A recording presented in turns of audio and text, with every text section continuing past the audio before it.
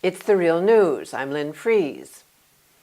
Independent human rights expert Philip Alston has been designated by the United Nations Human Rights Council to monitor and advise on extreme poverty and its intersection with human rights. Philip Alston has a mandate to visit and investigate countries with high levels of deprivation and then report those findings to the United Nations. Recently, Philip Alston released his preliminary findings of his visit to the UK to investigate poverty in the United Kingdom. In June, he'll present a full report to the UN Human Rights Council. Why would Philip Alston, as United Nations Special Rapporteur on extreme poverty, want to visit the United Kingdom, one of the richest countries in the world and fifth largest economy? Here to talk to us about his work as Special Rapporteur and specifically his investigation of poverty in the United Kingdom is Philip Alston.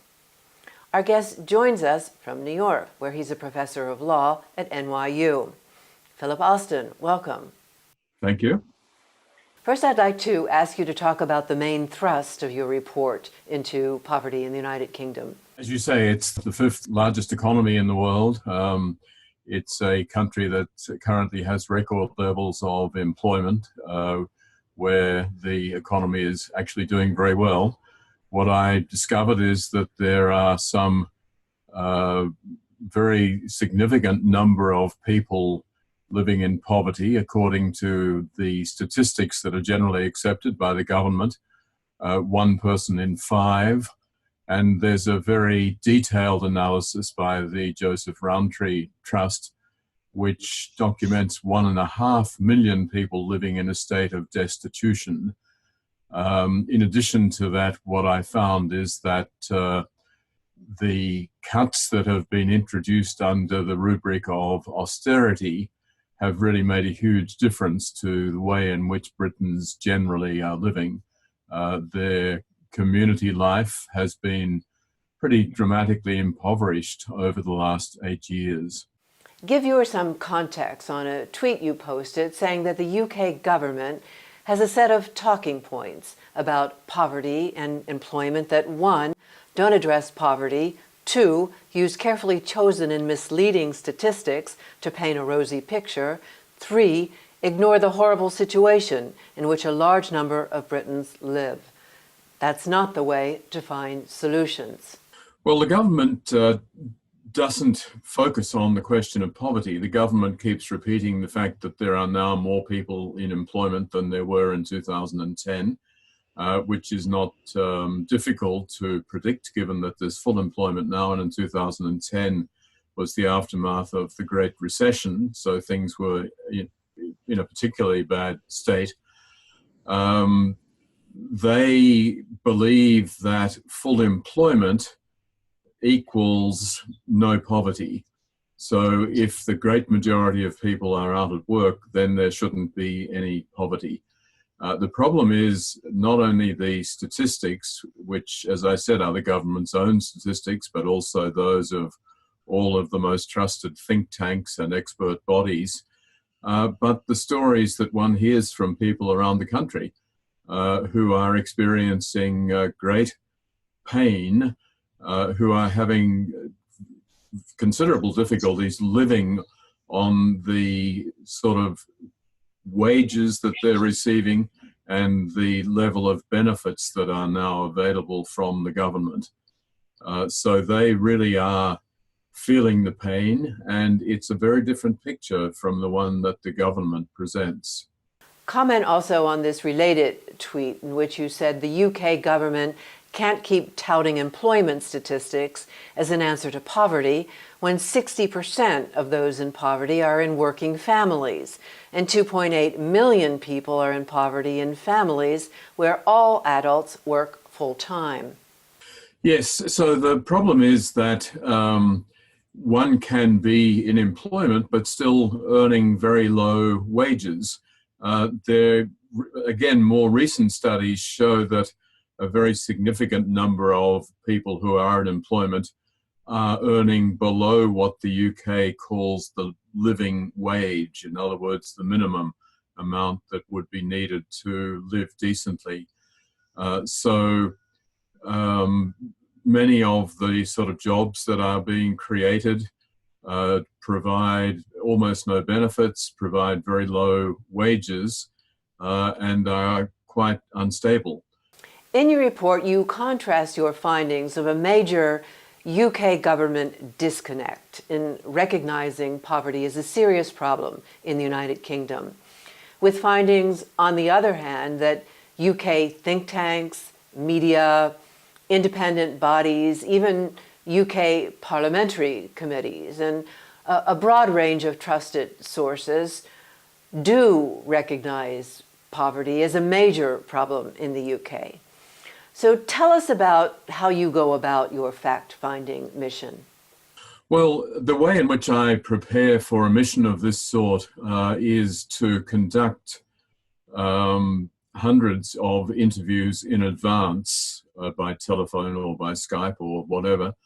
I read all of the available reports, and the UK is a particularly rich country in terms of the range of academics, the range of civil society groups that really are studying poverty very carefully. As you mentioned, the parliamentary committees system is very productive in the UK in a way that I haven't seen in any other country, I suppose. They study these issues, they produce regular reports from both houses of parliament. The National Audit Office is independent, and it produces very high quality economic analyses of social and other issues. So there's a very wide range of government and non-government literature out there documenting exactly what the situation is.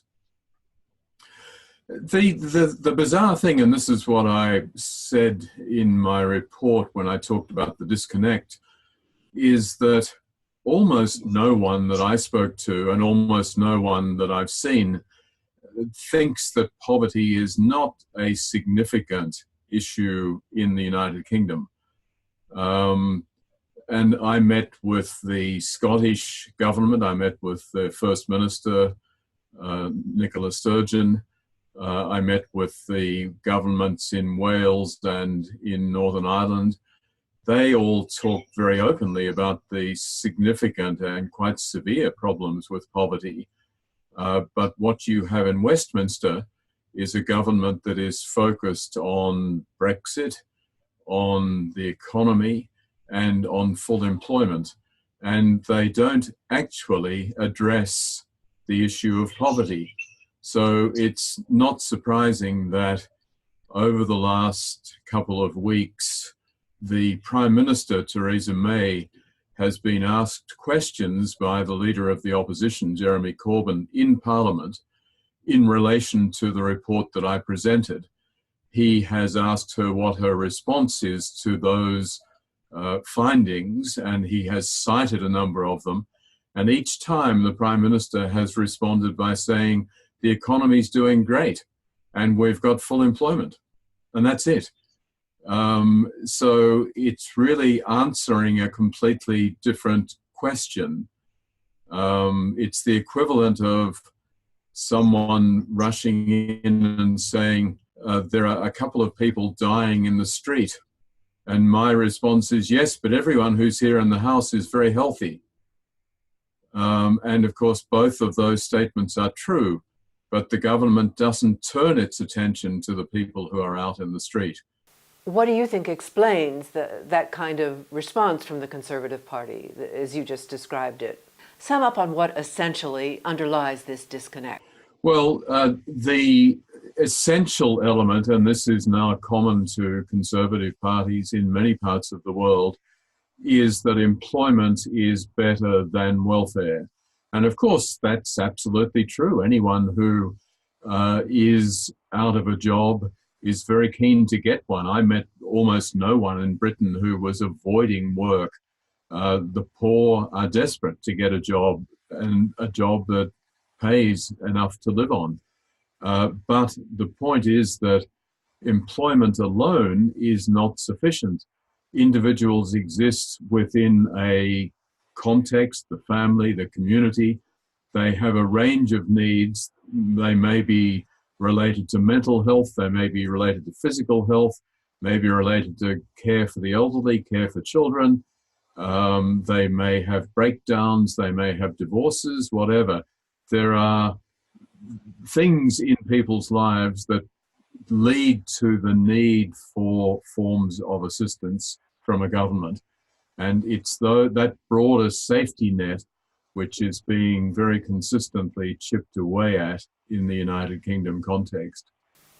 And give us some examples of ways in which this philosophy that employment is better than welfare is playing out under the Conservative government's new benefit system known as universal credit. Well, what you've got is the introduction of job centres where people are under great pressure. Each so-called work coach who supervises a significant number of people who are on benefits is really required to deal with a lot of people each day. So the amount of time that is available for any particular person is quite limited.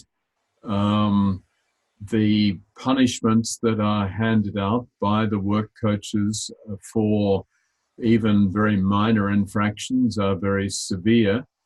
The sort of documentation that is constantly required, it's all now done online.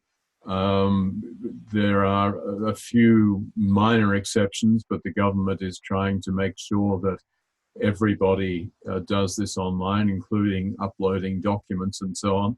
And of course, there are many people who are unemployed who have never worked in offices and really barely used computers. And so that, again, makes it all very difficult for them.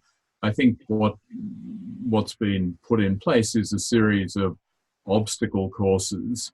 The figures show that something like a third of people who start filling out the applications for universal credit don't complete it.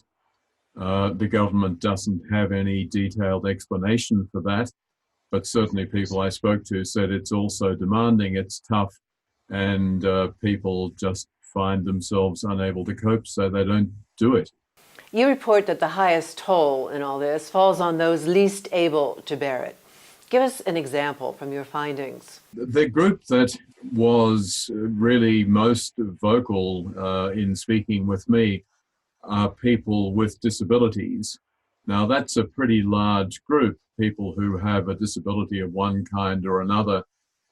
They point to the fact that many of them, probably most I would say, are in the process of being, quote, reassessed. Now, that reassessment means that they have to go in, they meet with a person who is not a trained medico, but just a consultant employed by an outside group, who then, in their telling to me, asked them to do a number of things. Can you put your hand on your head? Can you pick up a pencil? Would you be comfortable talking to a stranger in the street? And when the answers to all those questions are positive, the outcome is that the assessor says, you know what, you're able to work. So we're going to take away your disability assessment and you should simply go out and get a job. And the people who told me that, many of them, many cases presented to me, had detailed documentation from their specialists, from doctors and others, detailing what they were not able to do and why they weren't able to do many types of job. But that's simply being overlooked, and these people are now under great pressure to get out into the workforce and perform like anyone else. Women who are in single families and who have children, they too find that there are no concessions made to the fact that they're balancing all sorts of other obligations. They still have to turn up very regularly at the job centre to be reporting in, to be putting in 35 hours job searching and so on, despite all of the other pressures on their lives. So I think there are quite a few different groups that are negatively affected by all of this, and they are, of course, the low-income groups. You report a gender dimension in your findings on how the highest toll on this falls on those least able to bear it. Tell us about that.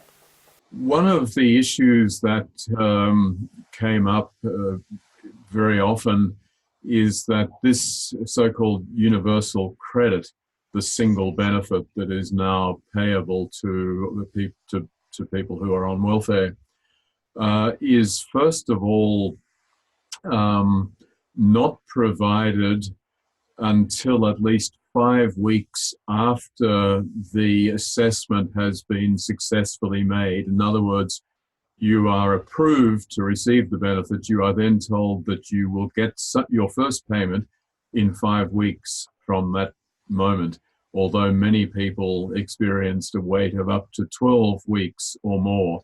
During that period, they have nothing to live on, and that really is particularly cruel and harsh. But another element that's related to it, and that affects women in particular, is that universal credit now brings together all of the benefits for a single household. And the payment is made to one person only in that household. The person who gets it overwhelmingly is the male. And so many women suddenly feel much more vulnerable because all of the income is going to the male in the household and not to them. They feel that this increases rates of family violence. It puts them very much at the mercy of the male in the household and so on. They have requested that the government agree to make separate payments, but the government has refused. Its claim is that this would be too expensive, but it hasn't produced any figures to back that up. And since the whole system is very highly automated, it would be surprising if they were not able to make that adjustment at a reasonable cost. We're going to break and be back with our guest for part 2 of this conversation with United Nations Special Rapporteur on Extreme Poverty and Human Rights, Philip Alston. Philip Alston, thank you. Thanks, Lynn. And thank you for joining us on the Real News Network.